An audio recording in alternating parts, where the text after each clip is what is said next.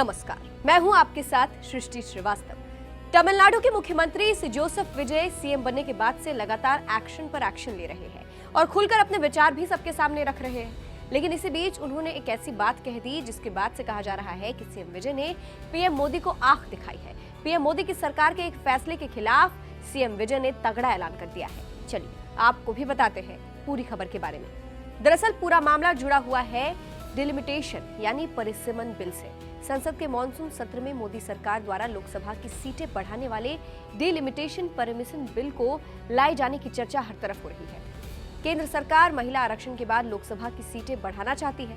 संसद की मंजूरी के बाद ही डिलिमिटेशन होगा।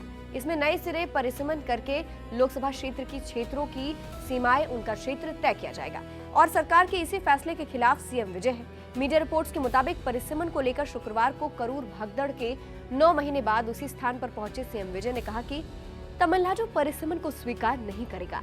केंद्र सरकार परिसीमन पर एक बिल फिर से लाने की योजना बना रही है, लेकिन ये साफ नहीं है कि इसकी शर्तें क्या होंगी। राज्य इस कदम को स्वीकार नहीं करेगा।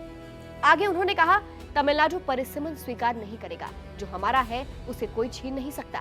हम किसी को इसे छीनने नहीं देंगे। अब जिस तरह से सीएम विजय डिलिमिटेशन के लिए मना कर रहे हैं, उसके खिलाफ है, उसको लेकर कहा जा रहा है कि एक तरह से उन्होंने पीएम मोदी को सीधे सीधे आंख दिखाई है, क्योंकि सरकार उन्हीं की है और वही परिसीमन लेकर आ रही थी। हालांकि इससे कोई फर्क नहीं पड़ता, क्योंकि विजय की अगुवाई वाली पार्टी के पास लोकसभा और राज्यसभा दोनों में ही कोई सांसद नहीं है। अब आपको डिलिमिटेशन का मतलब बताते हैं। देश की आबादी के हिसाब से लोकसभा और विधानसभा क्षेत्रों की सीमाओं को फिर से तय करना ही परिसीमन है। नियम बिल्कुल सीधा है, बराबर आबादी पर बराबर प्रतिनिधित्व, यानी हर सांसद लगभग बराबर संख्या के लोगों की आवाज संसद तक पहुंचाएंगे। भारत में आखिरी बार सीटों की संख्या का निर्धारण 1971 की जनगणना के आधार पर हुआ था। तब से लेकर आज तक हमारी लोकसभा में 543 सीटें ही है। बता दें, 1971 में भारत की आबादी लगभग 55 करोड़ थी, जो आज बढ़कर 140 करोड़ से ज्यादा हो चुकी है। आज एक एक सांसद 25 से 30 लाख लोगों का प्रतिनिधित्व कर रहा है, जो कि बहुत ज्यादा है। इतने बड़े क्षेत्र का विकास अकेले संभालना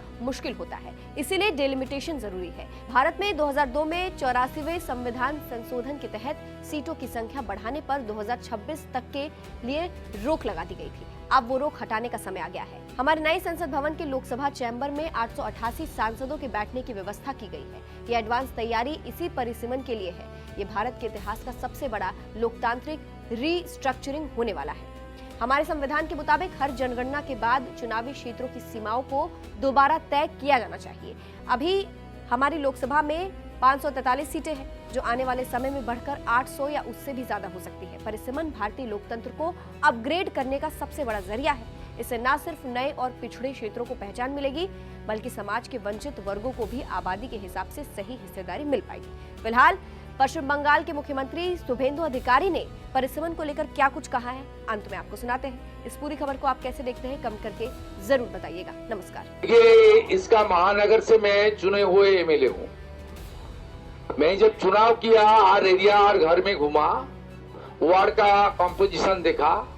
एक वार्ड में 40,000 50,000 वोट, एक वार्ड में 8,000 10,000 12,000 वोट, एक वार्ड में 15-18 बूथ, एक वार्ड में 50 बूथ। इसलिए कलकत्ता कॉर्पोरेशन का डिलिमिटेशन का जरूरत है। मैं इसको थोड़ा प्रोसीड्योर भी है।